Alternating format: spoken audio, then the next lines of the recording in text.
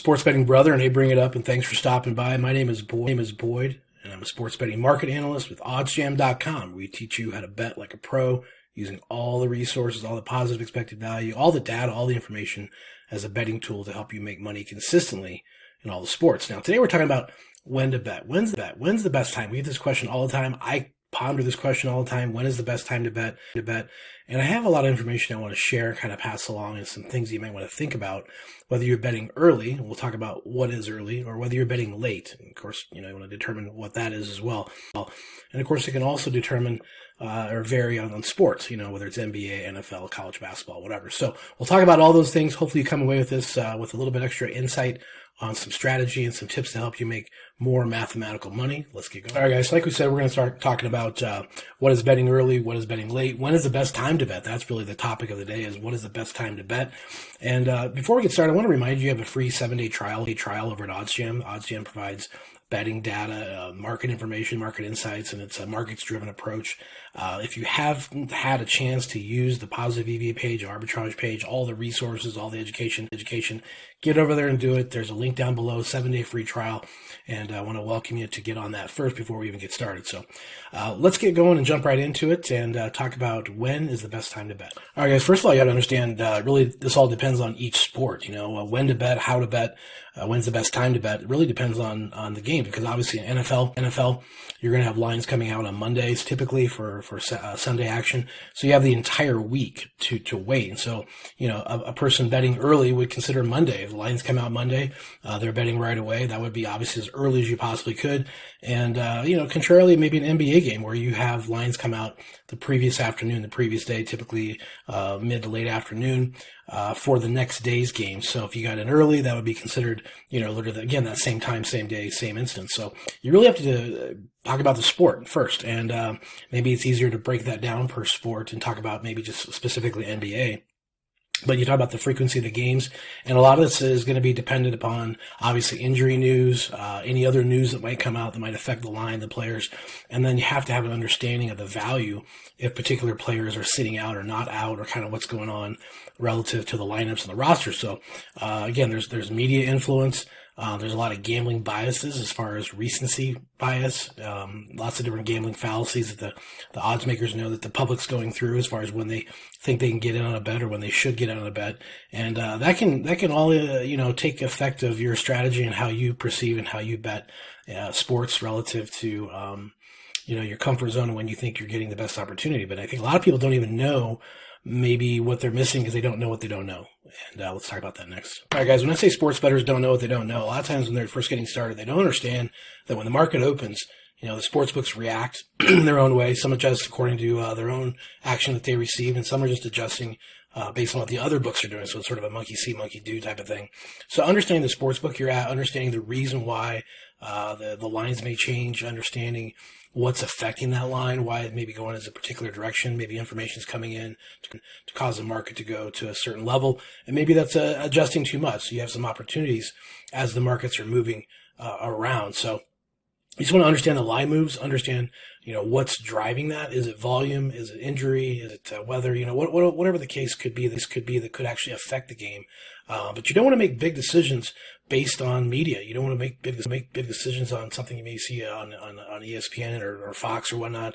Do your own research, do your own homework, verify your own information, because a lot of it is, you're going to have a lot of steering, a lot of people following and going certain directions in the market. And that's something you don't want to get involved in relative to, using others' information. You want to do your own thing, get your own information to set up and help you understand the markets clearly on your own to make the best choices and the best decisions and not be influenced by the outside sources. All right, guys, let's jump into it and the benefits of betting early. So betting early would be really right after the lines come out, and if not very, very soon, probably within 24 hours, let's just say, of an NFL slate of games. So maybe you're getting in on Monday, maybe Tuesday.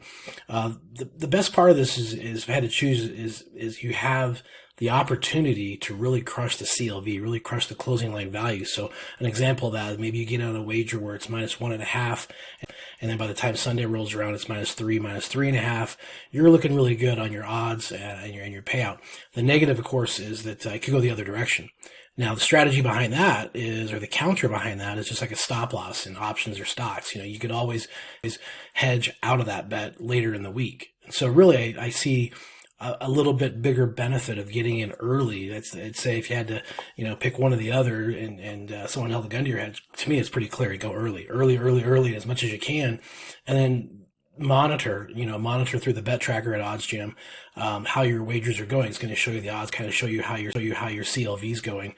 And, if things are going the other direction throughout the course of the week, hedge out of it, get out of it, and, don't take that bet, which you're sort of protecting yourself, whereas the other way, if you come in late, you're betting last minute, you're betting an hour, 2 hours, 10 minutes before the game, a lot of the value is extracted out of the markets at that particular point. So you missed some opportunities.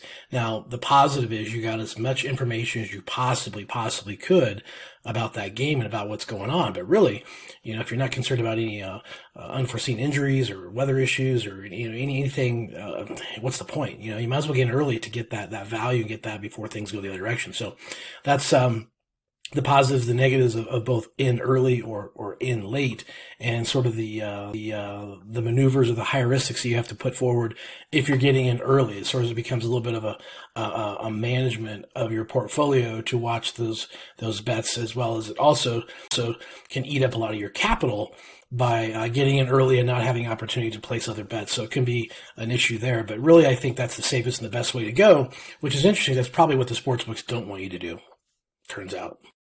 All right, guys, let's take another look at the last minute betting positives and negatives. You get a mature market, you get all the information exposed, but you need to hit a higher amount of wins because the line and the value is probably going to be against you and you're not going to have as much value. So I would venture to say you're going to have to hit a higher amount of W's to cover the value edge you lose, and so that puts a little bit of pressure on that side of things. There's something to consider in your timing. Your timing as far as favorites and dogs. The public is naturally going to be on the favorites and also the overs. So in the early part of the time period, whether it's NFL, NBA, whatnot, if you feel like you're going to be on the favorite or the over, you probably want to get in a little early because those lines are more than likely going to be pushed up by the volume of bets coming in late, especially the public, as they're always late. And contrarily, if you feel like you're on potentially a dog, the line's going to go up, you may want to lay low and kind of hit that late, as well as the under. So there's also potential there, unless you see the market movement and the volume with some of the betting tools that you can use, kind of go against that thinking. But fundamentally, that's what you're going to see over and over again is the public on the overs and the favorites, and you can play on that and get value because of their lack of knowledge about timing. But that's something to think about for all the major sports, all the mainline bets, totals, sides, money lines, things like that. So there's obviously an advantage to the bettor, and the bettor doesn't have to make a play. That's the only advantage that the sports bettor has on the odds makers or the sports books is, we don't have to put a play in. And so, you want to use that to your advantage, use that as leverage. And you have OddsJam helping you with all that data, helping you with all that information, and helping you with all those opportunities. And so keep that in mind, that you don't have to force anything or make a play just because. So keep that in mind. All right, guys, a little more insight here. I want to throw out the idea of planning your week, planning ahead, and anticipating the line opening so you can be prepared for those, whether it's NBA, college basketball, NFL, NHL, whatever the case. So too many people take it day by day and don't look ahead or plan for the opportunities, and maybe add some of the fundamentals in there as far as teams traveling, some of the trends, some of the things like that they can incorporate into all the data that OddsJam does provide. So, getting in early allows you options, allows you choices. You can always hedge out of it and get out of those wagers if things go the other direction. If you notice the CLV is not looking good, you have the opportunity to get out of that before tip off or before the puck drops. And if you get in late, you're getting the information that you're maybe needing or wanting, but the problem is you're losing a lot of value, and then you don't have the opportunity to hedge back out of it if need be. So again, use a plan and put that out there on a calendar so you can kind of be prepared for the opening of the lines and have that system in place. That's the best piece of advice, is have a system, break it down, and maybe restructure how you do things so you can take advantage of these opportunities early, and also have a strategy in your hunting so that if things go the other direction, you can hedge back out of them. So, play to your strengths. I happen to prefer more alt lines and mainline bets. Don't do as much of the player props, do a little bit, but I found that I'm much more successful with the top-down approach that I use in the main line and the alternative lines. So do what works. If you're a player prop person, do that. Whatever works for you. It's all about making money.